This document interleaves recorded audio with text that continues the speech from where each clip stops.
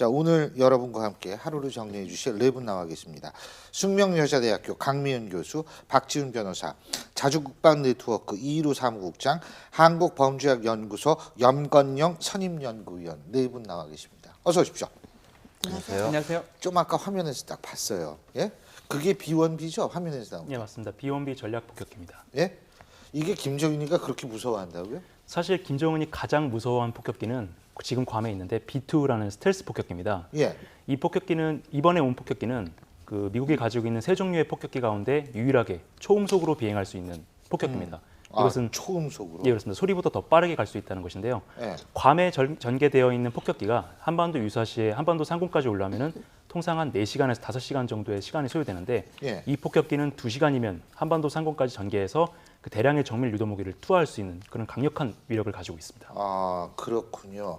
그러니까 더 빠르다 이거죠. 근데 아까 맞습니다. 제일 무서워하는 게 뭐라고 그러셨죠? B2라는 폭격기입니다. B2. 여기 시청자 여러분들께서 보시면은 삼각형으로 되어 있는 삼각형으로 되어 있는 수직 예. 꼬리날개가 없는 까만색 비행기를 가끔씩 아하. 보신 적이 있을 겁니다. 아하. 우리나라에도 몇 번 온 적이 있었는데요. 자, 이제 화면에 나올 네, 텐데 지금 방금 나온 이거죠. 이 폭격기인데요. 예. 이 폭격기는 북한이 가지고 있는 그 어떤 레이더, 그 어떤 방공 장비로도 잡을 수가 없습니다. 아, 스텔스 기능이 있군요. 예, 맞습니다. 그리고 B1에는 그 북한 같은 경우에는 김정은이 굉장히 갱도화된 그 요새화된 시설에 들어가 있지 않습니까? 예.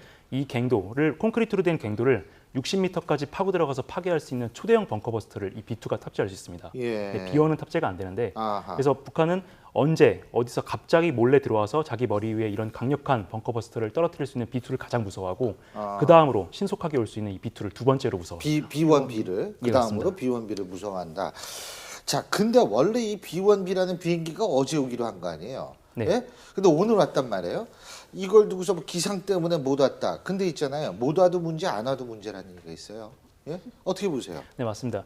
이번에 원래는 어제 출동해서 어제 네. 한반도 상공에서 무력 시위를 하기로 돼 있었는데 그래서 저희가 어제 얘기를 하려고 그랬는데 어제 안 와가지고 오늘 하는 겁니다. 예, 예. 기상 때문에 하루가 늦어졌다라고 이제 발표를 했습니다. 예. 그런데 이 B1B라는 폭격기는 뭐 B50이라든가 B2라는 다른 폭격기와 달리 그 저공에서 아주 낮은 그 고도에서 날아다닐 수 있도록 설계된 항공기거든요. 예. 이 비행기 모습을 보시면은 날개가 접히도록 돼 있습니다. 약간 이상하게 생겼죠. 그 빠른 속도에서는 날개를 뒤로 완전히 젖히고 느린 속도에서는 날개를 앞으로 90도에 가깝게 펼쳐가지고 각각 다른 비행 특성을 보여주는데 예. 이러한 날개 형상 때문에 전천후 폭격기, 즉 뭐 비가 오나 눈이 오나 눈보라가 치나 그 폭격을 가할 수 있는 그런 능력을 갖추고 있는 외로워도 폭격기입니다. 슬퍼도. 예. 그럼에도 불구하고 지금 이것이 뭐 기상 때문에 못 왔다라고 언급을 하는데 실제로는 기상보다는 다른 어떤 정치적인 이유가 있었다. 다른 정치적 이유가 뭐였을까요?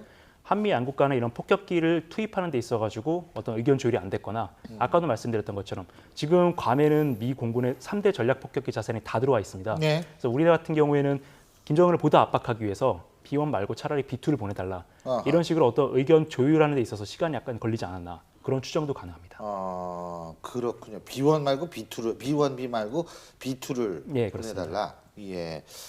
B1B 옛날에 무슨 원비 마시는 것도 있고 그랬죠. 예, 예. 근데 저는 국방 잘 모르지만 이런 네. 생각이 드는 게 저 비행기가 괌에서 날아와서 우리나라까지 오는데 2시간 걸린다고 하잖아요. 네. 근데 그럼 그 사이에 우리 여기 상황 많이 진전돼 버리면 어떡하나 이런 생각도 좀 들거든요. 근데 이제 여기 우리의 그 방어 능력도 있으니까 2시간 정도는 이제 버틸 수 있다라고 그러니까 가장 중요한 건 지금 강 교수님은 기습적인 공격이 있었을 당시에 이제 그런 건데 그러니까 이제 대비 태세가 필요한 거 아니겠어요? 네, 우리 군은 북한이 전쟁을 준비할 때 예. 적어도 72시간 전에는 전쟁 징후를 파악할 수 있다라고 예. 판단을 하고 있기 때문에 이 B1이나 B2 같은 폭격기 전력은 북한이 쳐들어와야만 한반도로 전개하는 것이 아니라 그 예측 단계가 있습니다. 단계별로 해서 지금 현재 우리가 어떤 위기 상황에 있다. 감시 태세로는 이제 워치콘이라는 것이 있고 방어 태세로는 데프콘이라는 것이 있는데 단계별로 격상하면서 아 이게 좀 위험하다 싶으면은 억제 전력으로서 사전에 전개합니다.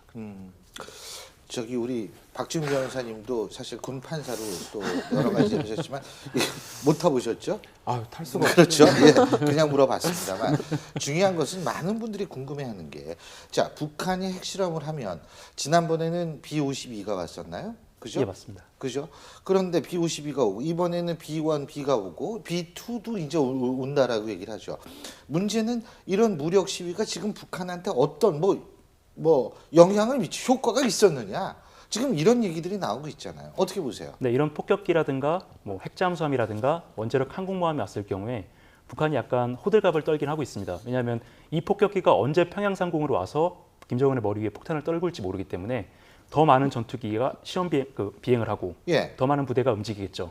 이런 유류 소모 같은 거는 이런 거는 약간 어느 정도 강요할 수 있을지 모르겠지만 이제 면역이 생겨서 북한 입장에서는 아마 크게 긴장하지는 않을 것 같습니다. 로널드 레이건 호두 오죠. 항공모함. 예, 내달 지금 입항해서 서해하고 남해 지역에서 연합훈련을 하기로 계획. 로널드 레이건 그 항공모함은 어느 정도 규모입니까? 그거? 사실 이 폭격기보다 더 무서운 게 이 로널드 레이건 그게 항공모함입니다. 웬만하는 떠다니는 작은 나라 정도 되는 것 같더라고요. 중소국가의 한계 공군력을 완전히 그렇죠. 압도하고 남는 전력이고요. 예. 사실 이 로널드 레이건에 탑재되는 최대 90대까지 각종 항공기가 탑재되는데 전투기는 50에서 70대 정도가 들어갑니다.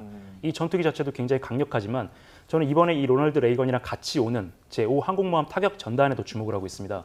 여기는 이 타격 전단은 항공모함을 중심으로 해서 7척의 이지스 구축함이 이제 호위 전단을 구성을 하는데 이렇게 옆으로 네, 오죠. 정말 옆에. 무서운 것은 이 7척의 이지스 구축함이 가운데서 5척이 BMD, 그러니까 북한이 SLBM이라든가 지상에서 어떤 미사일을 발사했을 때 이런 미사일을 요격할 수 있는 능력을 갖춘 배가 7척 중에 5척입니다. 어허. 이것이 같이 들어오기 때문에 항공모함 자체는 그 50대가 넘는 전투기를 이용해서 강력한 타격력을 가지고 있습니다.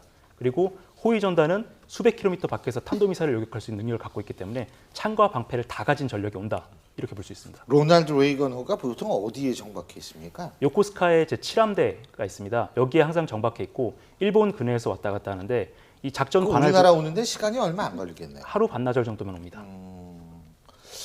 예, 어쨌든 지금 우리 입장에서는 상당히 남북 관계가 신장이 돼 있기 때문에 좀 신경이 쓰이지 않을 수 없는 상황인데 그래서 제가 이 얼마만큼 올 수 있느냐 아까 강미연 교수님도 말씀을 하셨습니다만 이 부분이 이제 굉장히 저희로서 좀 관심을 가지고 북한이 핵실험을 하니까 이런 생각이 들더라고요. 우리가 정치 경제 아무리 중요하다고 해도 결국은 안보라고 하는 얇은 유리판 위에 생존의 올려져 있는 문제죠. 거잖아요. 그렇죠. 그 안보란 유리판이 깨지면 나머지 다 끝인 거잖아요. 예. 근데 지금 이제 북한이 핵실험을 해도 우리가 지금까지 쓸 수 있었던 가장 강력한 무기는 그냥 강력하게 규탄을 한다 이런 말뿐이었잖아요. 근데 저런 걸 보니까 조금 안심은 되긴 한데 그래도 저런 비행기가 오는 게 없는 날이 그렇죠. 있어야 될것 맞습니다. 같아요.